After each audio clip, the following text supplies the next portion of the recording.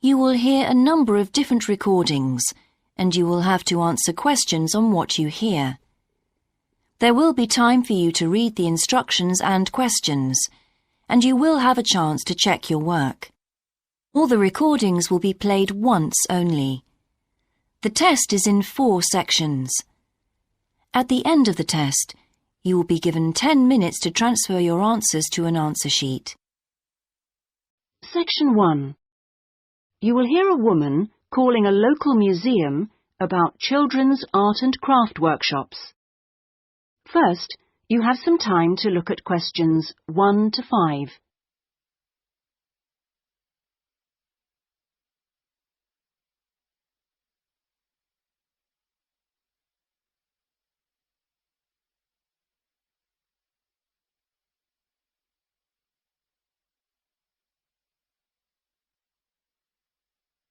Now we shall begin. You should answer the questions as you listen, because you will not hear the recording a second time. Listen carefully and answer questions 1 to 5. Good morning, Sidmouth Museum. Can I help you? Oh, yes. Good morning. I'm interested in the children's workshops, and I'd like a little more information, please. Do you mean the art and craft workshops? Yes, a friend of a friend mentioned them. The children do painting and make models and so forth. Yes, of course. Where to begin?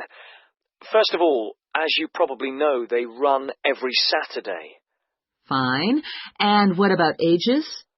Well, all ages from 5 upwards are welcome, though we do ask that children below 8 years of age are accompanied by an adult. Fine. That wouldn't be a problem. What about cost?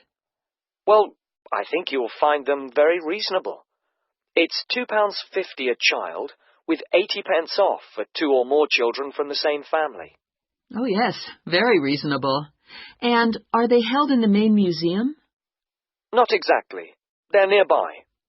Could you give me the full address? I don't know the area very well. Yes. It's Winter House. Right. And that's in Tamer Street. Could you spell that, please? Yes. Tamer Street. Lovely. And I do need to tell you that there's a security entrance, so you need to press the green button for someone to let you in. Don't press the red button, please. But don't worry, it's all clearly labelled. Okay. And one more question. Is parking available nearby? We're driving in from out of town. Your best bet is to leave your car at the back of the library. On a Saturday morning, there are plenty of spaces there. It's right next door to the museum. And can I ask about booking places?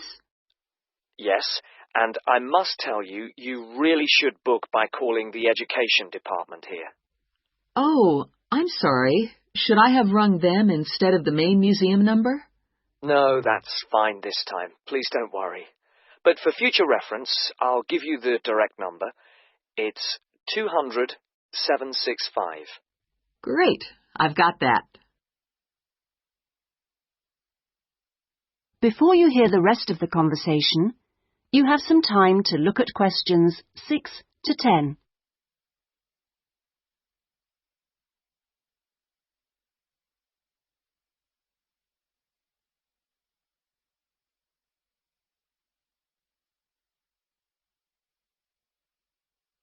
Now listen and answer questions 6 to 10. But I'm very happy to give you information about the next 2 workshops. On Saturday the 16th, there's building castles. Oh, sounds great. This involves quite a bit of glue, so just make sure the kids are in old clothes. I know. Ones I don't mind getting mucky. Exactly. And if possible, could you bring along bottle tops, which the children might be able to use in the models, as decoration? We'll certainly try to find some for you. Then the following week... That'll be the 23rd, won't it? Yes, that's right. On that day, it's what we call Undersea Worlds. This is where they make scenes with fishes, underground caverns and so on. Is that likely to get very dirty? Lots of paint splashes? Not really, so we don't recommend any special clothes for that one. But if you could search out some silver paper to bring along to use in the sessions, it's shiny, it looks like water, that'd be great. Yes, of course. We'll see what we can come up with. Well, thank you ever so much for all your help. The sessions sound really good, and I'll certainly book up for the next 2. Lovely. Thanks very much for ringing. Bye. Bye-bye. That is the end of section 1. You now have half a minute to check your answers.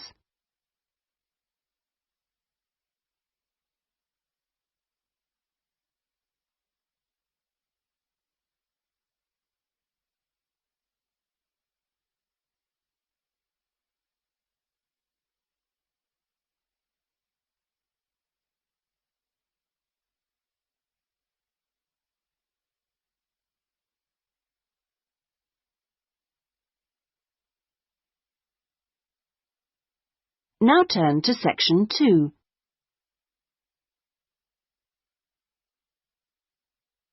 Section 2. You will hear a customer services official giving information to a passenger at a railway station in a town called Trebirch. First, you have some time to look at questions 11 to 17.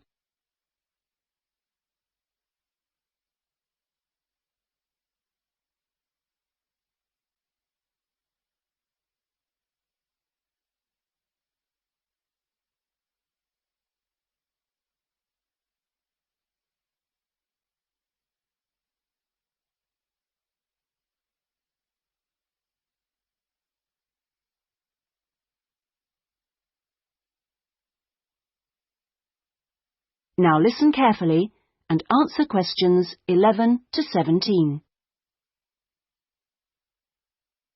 Hello. My family and I are staying here in Trebirch for a week or 2, and we wanted to know about the train services. We're hoping to do a few local trips. Okay. Well, I can give you lots of details about all the trains going from Trebirch in the southwest. This leaflet will be very helpful, but I can tell you some of the main things. We've got 2 main train stations in the town. King Street is for local commuter lines and regional services. What about trains to London? I'll need to go there on business for one day. Then you need to go to Central Station. That's for all the national services. There are regular trains to London.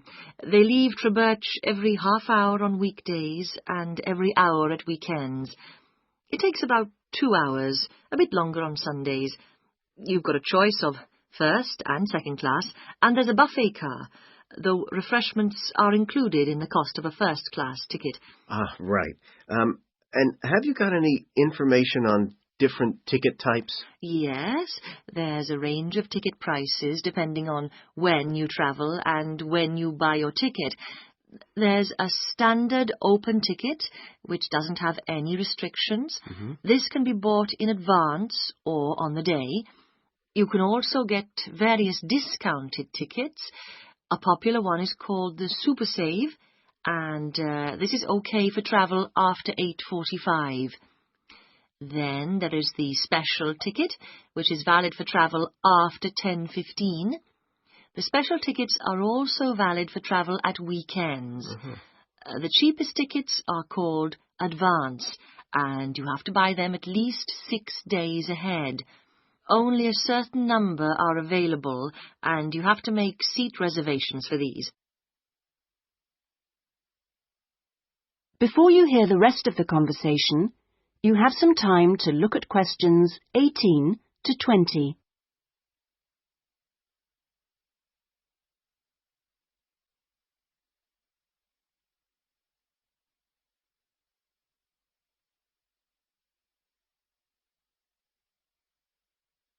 Now listen and answer questions 18 to 20. Thanks. And are there lots of places to go to around here? Oh, yes. You can enjoy many days out. There's the Merthyr Mining Museum, which is only half an hour from Trubirch by train. Your children will find it just as fascinating as any theme park, and they can ride in the original miners' lifts and on the coal trains. There are special excursion tickets which include entrance fees. Mainline trains also offer direct services to Bristol, where you can visit the docks or spend a great day out with the children in the zoo, which is set in the parkland that used to surround the old castle. Special family away day fares are available for this service now during the school holidays. Alternatively, you can be in Birmingham in only an hour and a half, where there's lots to see and do, including the new and internationally acclaimed climbing wall, built on the site of the old aquarium. We will also be running a special service to Newport when the new Science Museum opens next year, as we anticipate a lot of visitors in the opening weeks. I'd advise you to call early to book your tickets. Is that okay? Yes, thanks. That is the end of section 2. You now have half a minute to check your answers.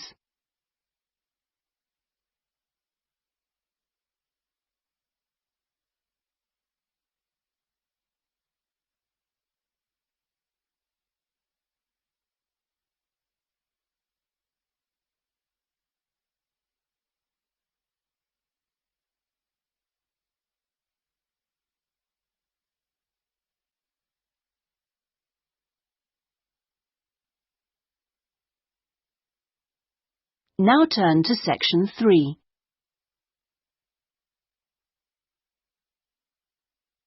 Section 3. You will hear a discussion between a tutor and an education student called Sandy about the student's dissertation. First, you have some time to look at questions 21 to 25.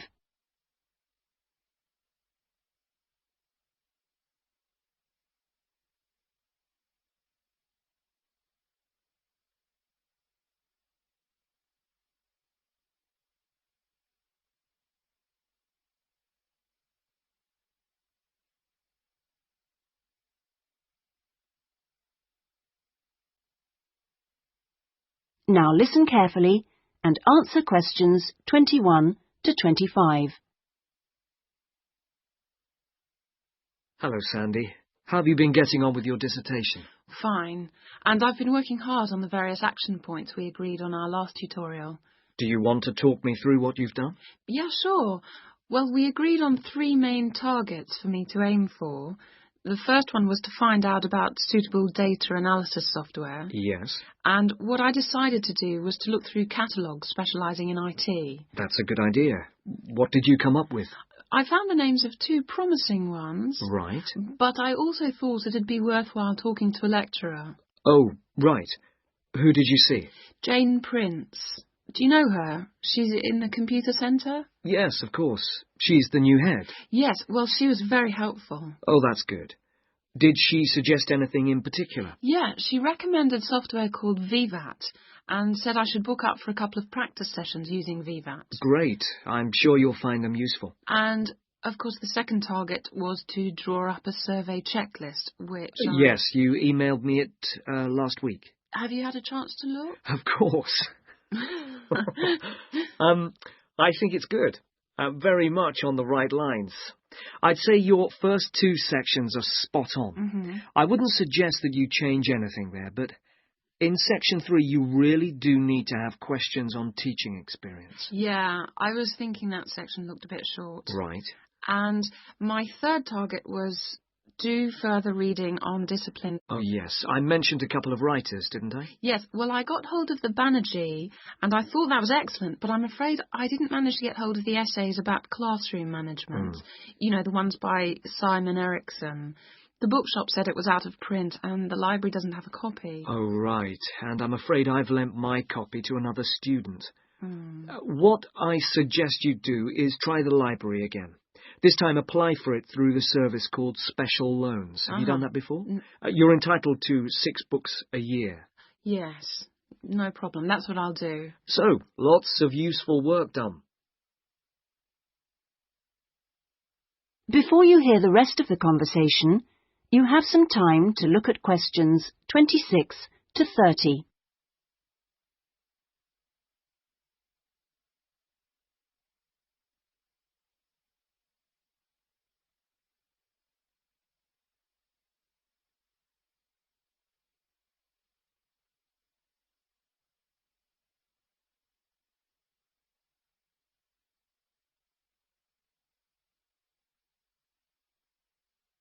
Now listen and answer questions 26 to 30. So let's look at some new targets. We'll start by having a chat about your Chapter 1. I very much enjoyed reading it. Your written style is very clear, and you've included lots of interesting descriptions of education in your target area. I've just got a couple of suggestions for some additional work. Of course. Could I just ask, what do you think I should call it? Well, I'd go for something like context review. What do you think? Well, short and to the point. Exactly. Now, as regards specific areas to work on, I'd be quite interested to have a few more statistics about the schools in the different zones. Oh, that wouldn't be a problem. I can get them from the internet. Great. And although you did make a reference to quite a few different writers, I think you should aim to cite more works written later than 2000. OK. That's more difficult, but I can try. When do you want that done by? Oh, it's not urgent. I should aim for the end of term. But in the meantime, I think you should also be thinking about Chapter 2. Should I be drafting it already? No, but I think you should note down its main sections. Yes. You know, I always find that the hardest part... I always find it helpful to put some ideas on index cards. Yeah. And then you can sort them and even lay them out on the floor. It's a real help. Well, I'll certainly try it. When would the deadline be for that? My advice would be to get it done before you embark upon the research. You can always change it later if you need to. OK, I'll get going on that then. That is the end of Section 3. You now have half a minute to check your answers.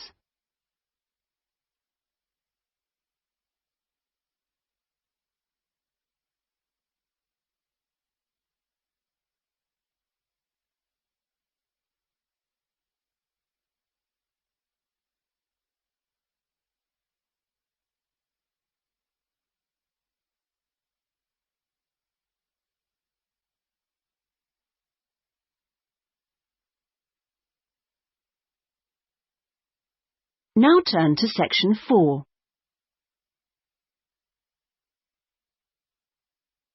Section 4. You will hear part of a lecture about the history of moving pictures. First, you have some time to look at questions 31 to 40.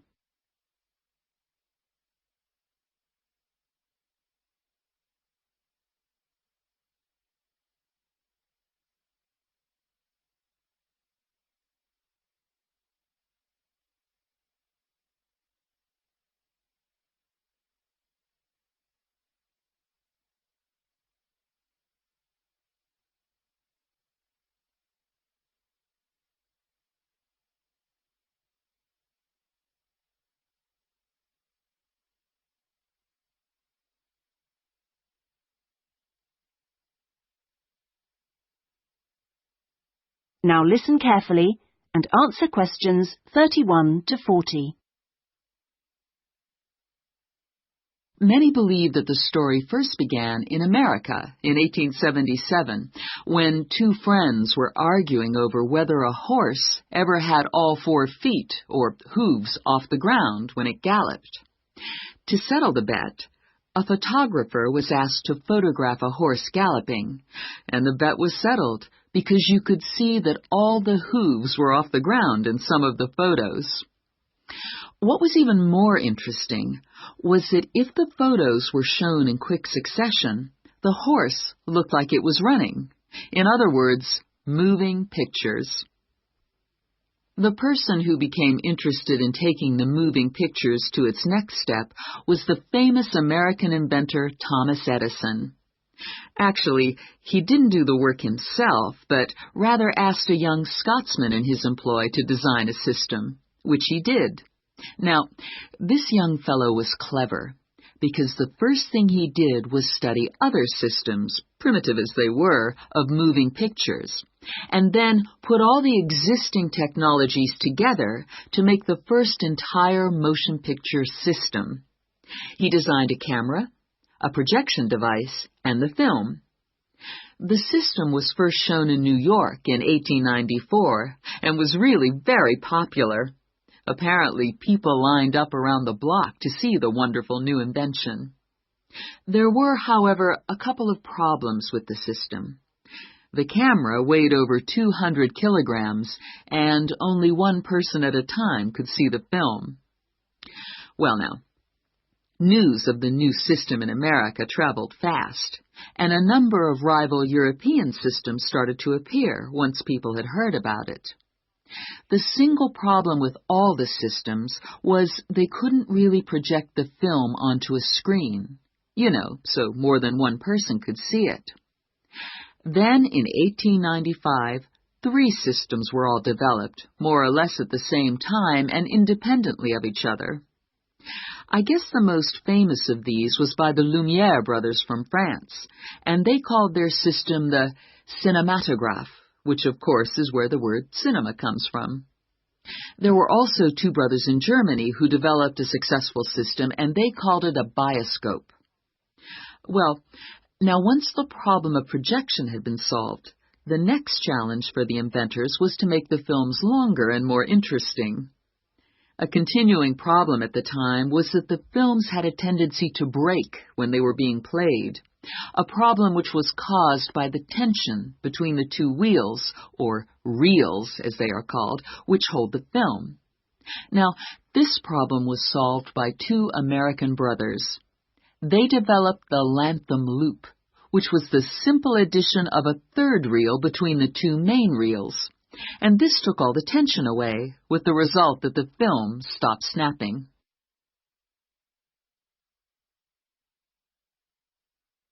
So now there was a real possibility of having films of more than 2 or 3 minutes. And this led to the making of the Great Train Robbery, the very first movie made. It only lasted 11 minutes, but was an absolute sensation. And there were cases of people watching the movie and actually fainting when the character fired a gun at the camera. Almost overnight, movies became a craze. And by 1905, people in America were lining up to see movies in store theaters, as they were called then. I guess the next big step in terms of development of technology was to have people actually talking on the film.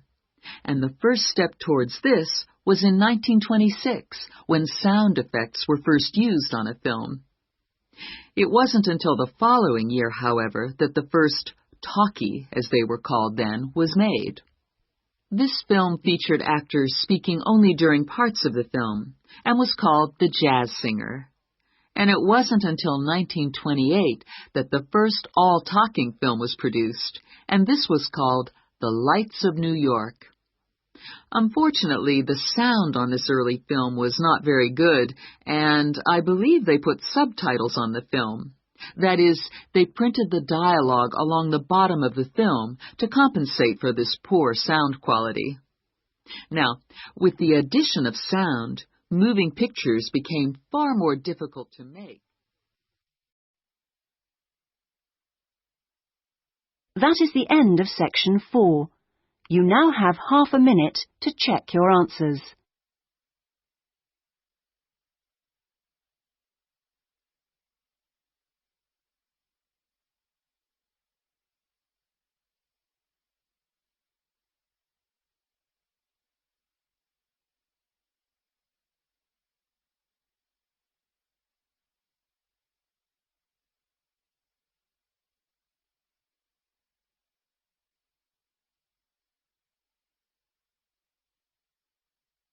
That is the end of the listening test.